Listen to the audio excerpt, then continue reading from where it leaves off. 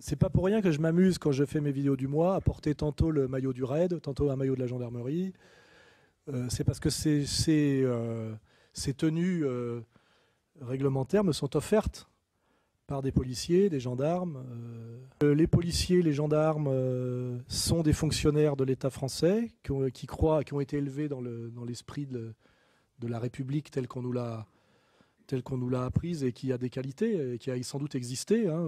La dernière fois, sans doute, c'est sous De Gaulle, où ça a quand même pas mal existé.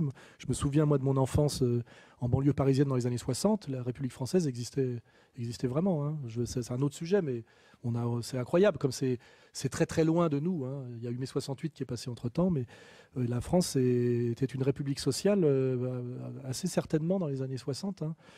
Et ces policiers, ces gendarmes, qui sont des patriotes français, souvent, issus du petit peuple de France, comme je l'ai dit, vous voyez beaucoup de Gaulois, et aujourd'hui beaucoup de Français d'origine immigrée, hein, qui intègrent la police, l'armée, etc.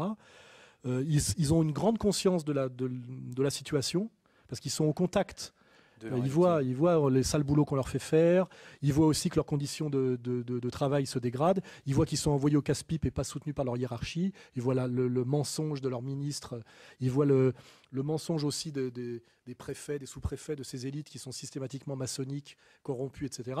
Donc les policiers, les gendarmes de base, et même parfois d'ailleurs jusqu'à un certain grade, ont conscience de l'écroulement de la France, de la trahison des élites, du courage et de la pertinence que représente le travail qu'on fait, et m'envoient très souvent des messages en disant, et comme les CRS aussi, parce que comme en plus ils sont en caserne, etc., ils sont très politisés, contrairement à ce qu'on croit. Alors ils regardent les vidéos, etc. Donc tout à l'heure, quand j'ai pris le train, le contrôleur, mon garde du corps le confirmera, le contrôleur qui a contrôlé mon billet a tenu à faire une photo quenelle avec moi.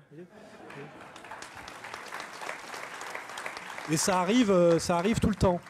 Donc j'avais dit ça chez Tadé une fois, personne n'avait compris. Je disais, ce qui est très important dans une période de trouble, c'est l'attitude de ce que j'appelle les corps constitués. Si en France, j'aime bien prendre ces exemples parce que ça emmerde certains, si en France, pendant la politique de collaboration, 85% des Juifs de France ont échappé aux lois de Vichy, c'est parce que la police, avant d'aller les arrêter, les prévenait la veille, etc., faisait exprès de se tromper d'étage, etc. C'est-à-dire qu'il y a un moment donné où on peut avoir l'espoir dans la conscience citoyenne, la conscience morale des corps constitués, c'est-à-dire policiers, gendarmes, etc. Il n'y a pas que des salauds là-dedans. Et c'est d'ailleurs une vision gauchiste assez agaçante, qui était très années 70, de montrer systématiquement que les flics sont nos tortionnaires, des salauds, des argentins, alors que souvent c'est le petit peuple de France, et que les gauchistes qui les montraient du doigt étaient des fils à papa, qui aujourd'hui d'ailleurs travaillent dans la pub ou chez Goldman Sachs, et regardent Canal+. J'ai plus de respect, c'est ce que disait Pasolini, il disait en 68, j'ai plus de respect pour un CRS fils de paysan que pour un étudiant protestataire fils de notaire. Hein. C'était une phrase de Pier Paolo Pasolini, et elle était assez subversive. Voilà. Donc l'espoir, souvent, je veux dire, une révolution, c'est quoi? C'est quand un petit pouvoir, le pouvoir c'est toujours 1% de la population, vous le sachiez. J'ai étudié dans toutes les sociétés, brahmanisme hindou, chez tout ce que vous voulez, le pouvoir c'est 1% de gens qui en dominent 99%. L'aristocratie française a régné sur la France pendant 1000 ans en étant 1% de la population. Donc les imbéciles qui vous disent c'est délirant votre idée de penser qu'une petite communauté qui ne fait qu'1% de la population française a le pouvoir en France, non, c'est même une démonstration. Pour pouvoir avoir le pouvoir, il faut être un groupe organisé de 1%. Plus vous êtes nombreux, plus vous êtes fragile en réalité. Il n'y a rien de plus inefficace en pouvoir que les masses désorganisées. Elles sont faites pour être manipulées et sacrifiées. Hein. En réalité, le pouvoir, c'est les petits groupes. Et quand le petit groupe de 1% organisé a la masse qui se révolte contre elle, c'est le début de la révolution. Quand est-ce qu'une révolution devient effective ? C'est quand la police et l'armée qui est convoquée par l'oligarchie de 1% pour tirer sur la foule, cette police et cette armée qui fait partie du peuple au niveau de son origine de classe, se met du côté des gens du petit peuple contre les élites oligarchiques. Ça s'appelle le moment de la révolution. C'est le moment où le policier, ou le CRS, ou le militaire qui était venu tirer sur la foule, ordre donné par l'oligarchie, rejoint les manifestants. Et ben c'est exactement ça qu'il faut espérer un jour, c'est que les forces de maintien de l'ordre qui ont conscience de la crise et qui ont une conscience morale, parce qu'elles croient à la République authentique et qu'elles voient qu'aujourd'hui, la République authentique est plutôt incarnée par des gens comme nous que par les animateurs de Canal+, et les politiques, etc., etc. Au moment où on leur dira « allez arrêter Soral » ou « allez taper sur les manifestants », et on le voit aujourd'hui, je crois, en Italie, où les policiers ont défilé avec du côté des manifestants, on l'a vu en Grèce, etc. Ce sont des signes pré-révolutionnaires. Et s'il n'y a pas ça, il n'y a pas de révolution. Pour qu'il y ait une révolution, il faut que les forces de maintien de l'ordre, qui sont d'abord l'armée, puis la police, en France il y a police et gendarmerie, basculent du côté du petit peuple en colère. C'est ça le moment clé d'une révolution. S'il n'y a pas ça, il n'y a pas de révolution. Alors après, évidemment, on peut être échaudé avec les révolutions de Jasmin, où dans un premier temps, l'armée bascule du côté des gens en colère, et puis on découvre que finalement, dans un troisième temps, il se passe des trucs un peu moins beaux que ce qu'on aurait rêvé. Mais dans un premier temps, effectivement, le Ben Ali et le Moubarak, le Ben Ali, il se taille, et le Moubarak, il se retrouve en prison. Et c'est pour ça que moi, au lieu de faire du gauchisme et d'insulter les forces de l'ordre, les gendarmes, etc., quand je me suis fait chasser, je le raconte souvent, quand M. Descoings, sur lequel on peut cracher aujourd'hui, parce que plus personne ne peut défendre sa mémoire, y compris ses propres copains, m'a fait expulser de Sciences Po où j'étais invité.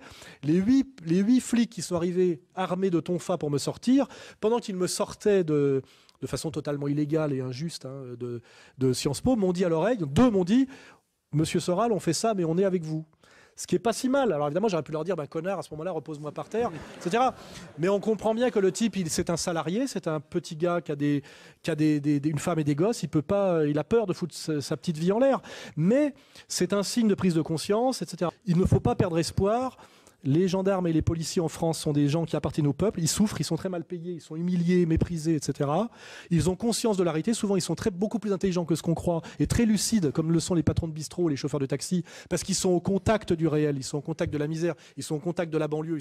Ils savent beaucoup plus que les journalistes menteurs. Ils en souffrent et je vous le dis, beaucoup sont avec nous. Voilà, même si ils sont discrets, effectivement, parce qu'ils ont le problème de la perte d'emploi. Donc voilà, je crois, la réponse à votre question. Enfin, j'ajouterais juste un point qui est intéressant, ça concerne l'aristocratie française, les deux, tous ceux qui ont une particule. Et vous observerez, enfin, je ne sais pas si vous le savez, mais que les deux héritiers, enfin, du moins ceux qui prétendent être les deux héritiers du trône de France, sont tous les deux banquiers. Donc c'est quand même assez symbolique. Je trouve ça absolument sidérant de voir que je crois que c'est Louis XX, qui a épousé effectivement une héritière vénézuélienne propriétaire d'une banque. Et vous avez, je crois, la famille d'Orléans qui, elle, se trouve à la JP Morgan. Alors que traditionnellement, le roi de France est un guerrier valeureux, issu oui. Il y avait les laboratores, les oratores et les bellatores. Vous voyez, normalement, un aristocrate digne de ce nom est quelqu'un qui porte l'épée et dont la fonction première est de protéger le paysan pour qu'il puisse nourrir et le prêtre pour qu'il puisse éduquer et soigner. C'était ça, la tripartition fonctionnelle qui a été détruite progressivement, notamment par la cour de Louis XIV, et qui fait qu'à un moment donné, les aristocrates ont perdu leur pouvoir car ils ne remplissaient plus aucune fonction.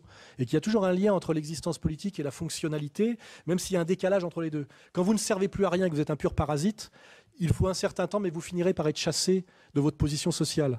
Et en fait, aujourd'hui, on peut parler effectivement de la finance purement parasite, qui effectivement a une fonction antisociale et parasitaire totale, et il faudra un certain temps, mais sans doute à un moment donné, sera chassé de la communauté humaine et de sa position dominante. C'est une question de temps. Et là, on est effectivement dans une attente qui est toujours plus longue que ce qu'on croit, parce qu'en réalité, ça c'est un constat qu'on fait quand on vieillit, c'est qu'on a bien compris la logique, mais comme on n'a qu'une vie d'homme assez courte, on aimerait que ça aille beaucoup plus vite. Ça va toujours beaucoup plus lentement que prévu, ce qui est d'ailleurs un peu emmerdant, parce que je vous parlais tout à l'heure d'histoire de pourrissement. On est dans une situation qu'on a bien évaluée, où on va droit dans le mur, mais on n'y va pas si vite que ça, et le mur est long à venir, je veux dire. Et c'est vrai que moi, ça fait des années, toi aussi, que tu tires la sonnette d'alarme, et ça vient très lentement. Et malheureusement, il faut vivre chaque jour, etc. etc. Mais c'est bon. Pour conclure, effectivement, quand on voit que les rois sont aujourd'hui banquiers et que on envoie les policiers, on ne les paye plus, on leur demande de poursuivre les voyous à vélo et qu'on les en autostop. Ou en autostop. Et surtout que quand on leur demande d'intervenir et qu'il y a une bavure parce qu'ils sont obligés de sauver leur peau, on les lâche pour des raisons d'opinion publique et on les envoie après les envoyer au casse-pipe, on les sacrifie. On voit bien que toute cette société, et globalement, le mot est clair, c'est dysfonctionnel. Et une société dysfonctionnelle ne peut pas perdurer très longtemps. Parce qu'en dernière instance, le monde est réel. Vous voyez, c'est l'éternel retour du concret. Il ne peut exister que des choses majoritairement fonctionnelle. La société soviétique s'est effondrée car elle était devenue totalement dysfonctionnelle. Et ça, c'est une clé d'espoir. Notre société aujourd'hui, quand on enlève le mensonge, l'habillage médiatique, la verroterie technologique, etc., est globalement totalement dysfonctionnelle. Et donc, c'est une question de temps pour qu'elle s'effondre et soit remplacée par une autre qui sera plus fonctionnelle. Hein. Mais malheureusement, est-ce que ça va prendre 2 ans, 10 ans, 20 ans ? Je crois d'ailleurs que ça s'accélère de plus en plus et que ça ne sera pas 20 ans. Hein. Je pense que ça ne peut pas tenir 20 ans. Mais effectivement, on aimerait que ça aille plus vite. Et moi, ça fait longtemps que je ronge mon frein. Et donc, le message, c'est rongez votre frein intelligemment, c'est-à-dire cultivez-vous et organisez-vous, parce qu'effectivement, les gens qui ont attendu le grand soir pour demain ont souvent été déçus. Et c'est souvent ceux que vous retrouvez dans le camp d'en face. Hein. Tous les révolutionnaires qui vous ont parlé de grand soir pendant des années, vous les retrouvez au MEDEF. C'est du Mélenchon. Hein. Voilà, donc. Ma question s'adresse à M. Soral. J'aurais voulu savoir, pour approfondir l'idée d'un guide militaire, d'un leader militaire, parce qu'effectivement on a Général de Gaulle, on a aussi Castro, etc. Est-ce qu'en France, il y a un espoir, entre guillemets, d'un militaire justement qui pourrait nous guider, qui pourrait se soulever, qui pourrait mener un coup d'État éventuellement, enfin, voilà. Est-ce que vous pouvez... La dernière fois qu'un militaire a été au pouvoir en France, c'est pas si vieux que ça, c'est le général de Gaulle, c'est vrai. Il y a effectivement une tradition en France de ce qu'on appelle le bonapartisme, puisque de Gaulle fait partie de cette tradition, c'est-à-dire à un moment donné, comment dirais-je, d'un mouvement de défense du peuple, mais qui vient de la superstructure, qui vient d'en haut. Ça s'appelle le bonapartisme, en fait, c'est la droite populaire, ça existe en France, ça commence avec Bonaparte chez nous et ça finit avec de Gaulle, donc c'est dans une certaine tradition. Mais aujourd'hui, on voit bien que, notamment depuis les événements d'Algérie, hein, le soulèvement des militaires en Algérie pour essayer de maintenir l'Algérie dans l'Empire et la manière dont ça s'est fini, fait que la Grande Muette a été beaucoup, comment dirais-je, émasculée, et qu'aujourd'hui, on voit bien que les militaires en France ne pèsent plus rien hein, dans le politique. Il n'y a aucun militaire dans le politique, sauf, je le rappelle, Jean-Marie Le Pen, qui est enfin un militaire politique. Et d'ailleurs, ça lui est reproché. C'est-à-dire que le fait d'avoir été un patriote français qui s'est engagé du côté de la France dans certains combats à un moment donné, considéré comme quelque chose de pénalisant. Vous voyez ? En général, aujourd'hui, les politiques sont tous issus, à partir de Pompidou, de la banque. Hein, il était ancien haut gradé de la banque Rothschild. Ou alors, ce qu'on appelle de la société civile, ce qui est très ambigu, c'est-à-dire souvent, en fait, des ayants droit et du monde des affaires. Voilà. Et aujourd'hui, si vous avez regardé sur Égalité et Réconciliation les vidéos qu'on relaie des Russes, on a découvert par les Russes qu'en fait, il y avait en France 5500 généraux en pré-retraite qui étaient payés alors qu'on en a besoin de 300. Ce qui est une manière aussi d'acheter l'armée par ces hauts gradés en les payant à ne rien faire. On sait aussi par les livres blancs qu'il y a une entreprise aujourd'hui, depuis Sarkozy, qui s'est accélérée de dislocation de l'armée française pour qu'elle ne soit plus une armée française, mais un auxiliaire de l'armée mondialiste de l'OTAN, en la détruisant structurellement pour lui interdire toute autonomie technique, notamment par sa capacité de projection logistique, etc. Ce qui veut bien dire que le pouvoir français, qui est un relais du pouvoir mondialiste, se méfie de l'armée et tend à la détruire, parce qu'elle pourrait à un moment donné, effectivement, au niveau, je pense, des petits gradés, hein, on va dire de ceux qui ne sont pas complètement rachetés par le système, ça pourrait devenir une force d'opposition.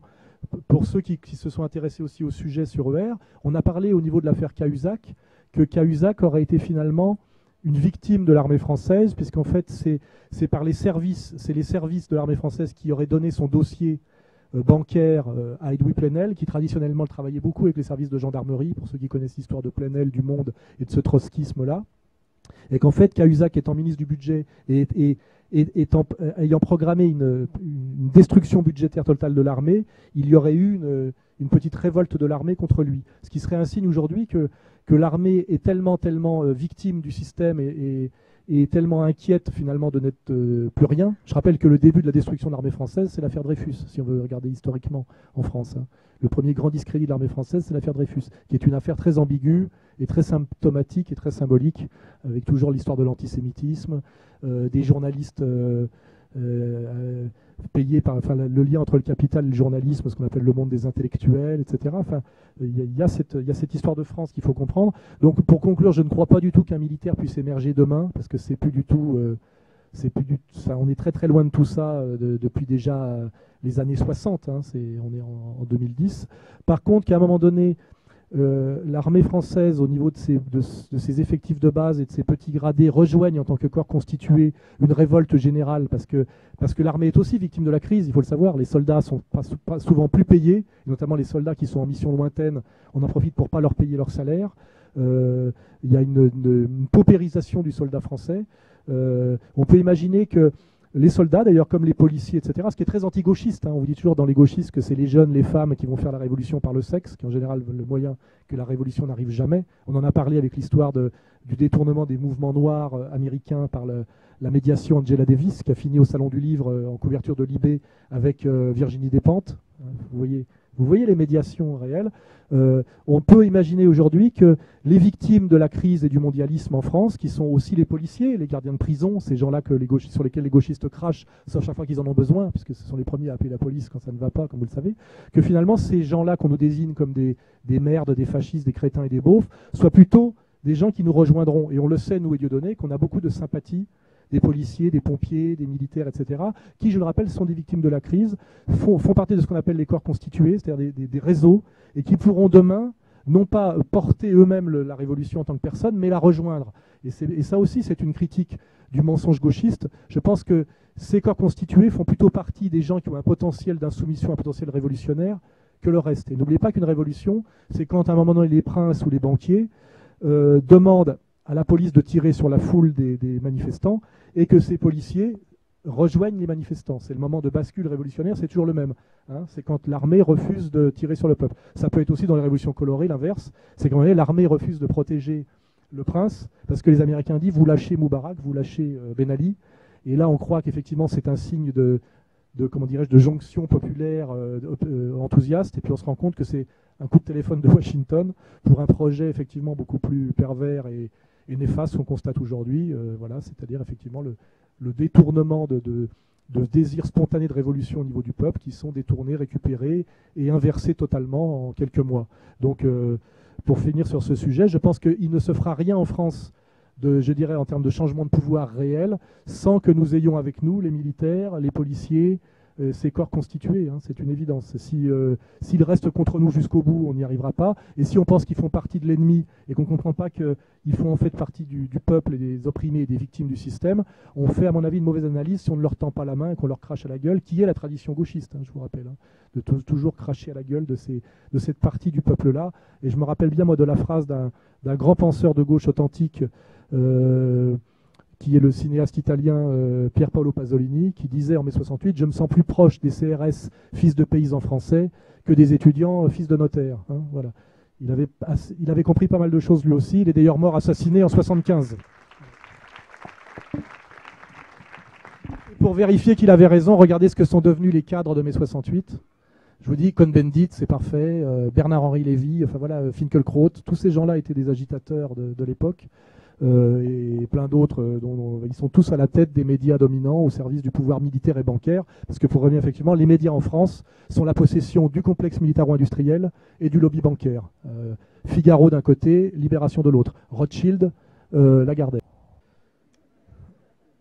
Ça permet c'est un peu un laboratoire pour voir comment ça marche et réfléchir. En fait, on voit bien que cette loi que le gouvernement veut faire passer à marche forcée ne correspond ni à une urgence ni à une demande massive et populaire. C'est un tout petit lobby qui n'est même pas d'ailleurs assimilable aux homosexuels, car les homosexuels ne sont pas une tendance politique. Ça, c'est un mensonge qui a été inventé à l'époque par Jacques Lang au service de Mitterrand, quand la gauche a lâché le combat social pour dire que ce qui était de gauche, c'était de se faire enculer. Comme j'ai toujours dit, c'est une activité de loisir qui n'a pas d'étiquette politique particulière. Donc, mais aujourd'hui, effectivement, la gauche Hollande est réduite à ça, la gauche des enculés. Parce qu'effectivement, c'est vrai, elle a lâché tout le reste, hein, le peuple, etc. etc. Mais ce qui est étrange, c'est qu'on va à marche forcée pour cette loi qui n'est pas une urgence, alors que l'urgence, c'est la question sociale et économique. Donc on voit bien qu'il y a une déviation des vrais sujets sur des sujets moins importants, bien que la famille soit une structure fondamentale civilisationnelle, donc c'est quand même quelque chose une question sérieuse. On voit très bien que l'immense majorité du peuple, du peuple de bon sens, se méfie de cette loi à cause de ses conséquences, notamment sur la question des enfants, que c'est une loi qui a des implications très très graves et très profondes qui n'ont pas du tout été pensées. C'est un espèce de truc d'apprenti sorcier qui ne se limite pas du tout au mariage homo, parce que je veux dire, bon, c'est plutôt sur la question des enfants, de la filiation, etc., du faire rentrer notamment la marchandise dans un secteur qui échappait à la marchandise et qui est dominé par l'amour, qui s'appelle le couple, la maternité, le maternage et les enfants. Donc c'est une soumission de cette dernière structure de résistance à la marchandise, c'est le soumettre à la marchandise. Pierre Berger l'a bien dit, hein. Il a dit puisque les ouvriers vendent leurs bras, pourquoi les femmes ne vendraient pas leur vendre? Ce qui veut dire effectivement que les riches peuvent effectivement acheter les enfants. Et on voit bien qu'aujourd'hui, la question de la bourgeoise dégénérée riche, c'est que de porter les enfants est quelque chose de pénible et qu'elle aimerait les faire porter par une femme pauvre, comme elle fait faire déjà son ménage, c'est-à-dire effectivement acheter les ventres du tiers-monde ou les enfants du tiers-monde. Et on est en fait dans cette extension de la logique libérale au monde de l'amour, de l'enfant et de l'enfantement, ce qui est quelque chose, à mon avis, d'abject, de très très de droite en réalité, mais qu'on nous fait passer pour quelque chose de gauche. Le peuple, majoritairement, n'est pas pour cette loi, parce que, pour citer Orwell, le peuple a une espèce de bon sens instinctif, et il voit bien que Caroline Fourest est beaucoup plus folle qu'en général les gens qui s'inquiètent de cette loi étrange et très anti-civilisationnelle, avec des relents effectivement sataniques, pédophiles, etc. Parce qu'on voit qu'il y a tous les lobbies derrière qui se jettent dessus. Et pourtant, elle va passer, et puis c'est pour bien que nous ne sommes pas en démocratie, puisqu'effectivement, elle va passer par la médiation des députés qui, effectivement, sont soi-disant là pour représenter leurs électeurs, mais on sait très bien qu'ils ne représentent qu'au moment de se faire élire. Et après, ils ne représentent qu'eux-mêmes et les intérêts d'argent supérieur qui les financent. Hein, voilà, c'est le parlementarisme, c'est ça. En fait, la démocratie, c'est le pouvoir de l'argent. On a 2 siècles et demi pour le vérifier. Hein, voilà. Quand on va au raccourci, c'est le pouvoir de l'argent. Alors effectivement, les policiers étant des gens issus du peuple, et effectivement du peuple de bon sens, en général, les policiers qui répriment les manifs contre le mariage pour tous sont plutôt de sensibilité proche des manifestants, c'est une évidence. Ça se vérifie sans doute d'ailleurs par des tas de petites choses. Il y a aussi des manipulations, hein, toujours dans les manifs, des faux casseurs, des provocateurs, c'est très compliqué. Hein, voilà. Mais ce qui est sûr qu'à un moment donné, c'est peut-être un laboratoire intéressant, c'est qu'on pourrait imaginer que si ça s'aggrave, parce que je pense que le gouvernement n'a pas mesuré la résistance à cette loi qu'il pensait facile à imposer, il est possible qu'à un moment donné, sur ce sujet très périphérique, si la contestation se maintient et que la répression s'aggrave, etc., on ait des crises de conscience, effectivement, de policiers ou de CRS qui refusent de réprimer, qui passent du côté des manifestants. Et sur un sujet périphérique, par rapport à la question sociale, hein, je veux dire comme celui-là, on peut imaginer quelque chose une espèce d'aventure que le gouvernement ne maîtrise pas, hein, parce qu'on voit qu'il y a encore une manif demain, etc., etc. En tout cas, moi, ce qui m'intéresse, c'est de faire de la pédagogie sur ce sujet et de prétendre que cette loi est une avancée de l'égalité et quelque chose de totalement abstrait et de mensonger. Le mariage pour tous, en fait, c'est à terme le mariage pour personne. C'est la destruction de quelque chose qui était un lieu non marchand, c'est-à-dire fondé sur l'amour, hein, le couple. On fait des enfants parce qu'un homme et une femme s'aiment et qu'ils se rencontrent, et ils font des enfants en s'accouplant naturellement, et tout ça était hors marchandise. Et ce qu'il faut bien garder, à mon avis, de plus important dans l'analyse de cette loi, qui se présente comme une avancée progressiste, avec derrière une énorme volonté maçonnique, et puis des militants, comme on voit, comme Fourest, etc., et une certaine extrême gauche qui a abandonné la question sociale. Cette loi est, à mon avis, une atteinte de ce qu'on appelle la logique libérale, qui est la marchandisation de tout, à un dernier bastion qui résistait, le dernier à la marchandise, qui est le lieu le plus sacré, je dirais, non marchand, et qui ne peut exister qu'en échappant à la marchandise, qui est le lieu de l'amour. Voilà. L'amour du couple qui se rencontre et qui fait des enfants par amour, de la mère qui fait un enfant par amour et qui l'élève par amour. Tout ça est hors marchandise. Et je pense que cette loi veut dire que le monde de la marchandise, le monde du pouvoir, de la domination marchande, cette logique libérale et cette extension de la logique libérale à toutes les sphères de l'activité, d'abord économique, puis culturelle, puis profondément humaine, commerce des organes, commerce des enfants, prostitution généralisée. C'est comme ça qu'il faut comprendre cette loi, c'est détruire une structure civilisationnelle fondamentale qui fonctionnait hors marché pour la soumettre en la disloquant intégralement au marché. Vous verrez que c'est ce qui va se passer dans les années à venir avec le droit à la procréation, acheter des ventres, acheter des gosses, etc. Et tout ça est, je dirais, très obscène. Et n'oubliez pas qu'obscène veut dire de mauvais augure. Voilà, c'est inquiétant. Voilà. La mandale, c'est que on manifeste pas encore en France pour du pain ou des nouilles. C'est-à-dire que un des marqueurs du sous-prolétariat, c'est l'obésité. Ce qui veut bien dire que des choses se sont inversées depuis 2 siècles.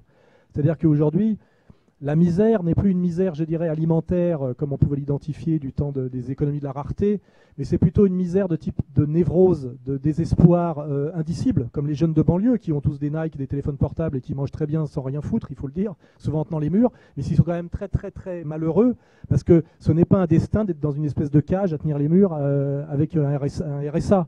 L'homme a besoin de s'accomplir par un projet, d'apprendre un vrai métier, etc. etc.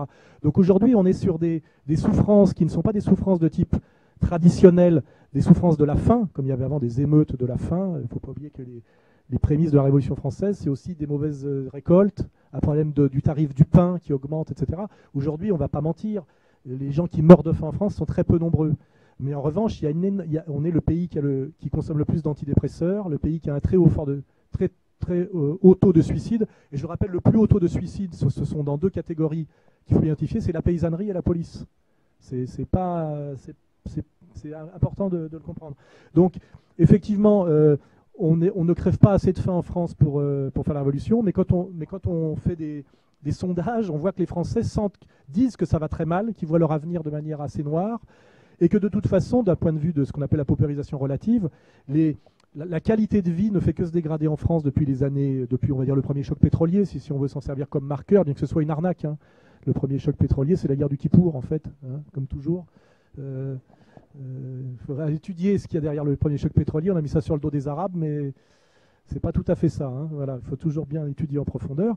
Donc effectivement, on est dans une période de paupérisation, c'est-à-dire que le niveau de vie du français moyen, ses espérances de progrès, d'accomplissement sont en régression permanente depuis des décennies.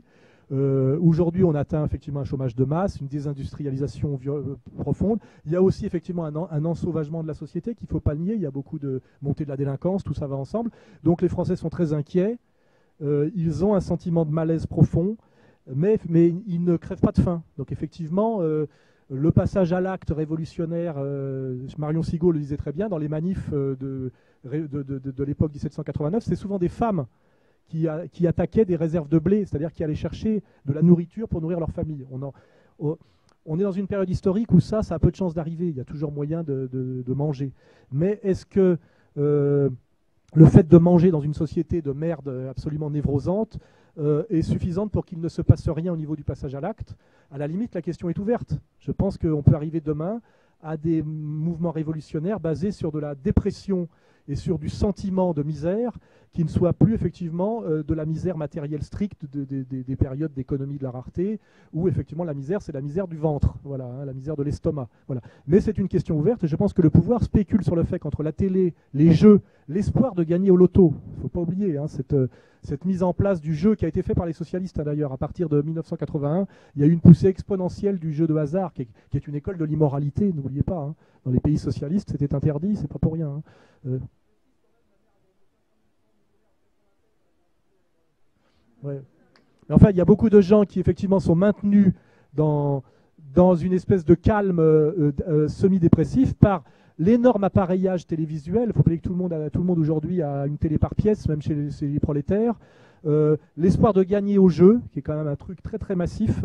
Et puis effectivement le fait qu'il y a toujours de la junk food et de la bouffe sans doute dégueulasse à terme, mais massive, et que donc personne ne crèvera de faim. Le système joue là-dessus, c'est qu'entre le pain et les jeux, ils les maintiendront au calme, et aussi le RSA, n'oubliez pas, c'est-à-dire que un chômeur total qui n'a plus un rond peut devenir potentiellement insurrectionnel. Si vous lui donnez sur le dos des autres travailleurs d'ailleurs, hein, de 270 € par mois, je ne sais pas combien c'est, avec quelques petites aides, vous le maintenez dans l'alcoolisme et dans la dépression molle qui fait qu'il ne rejoindra pas le peuple combattant.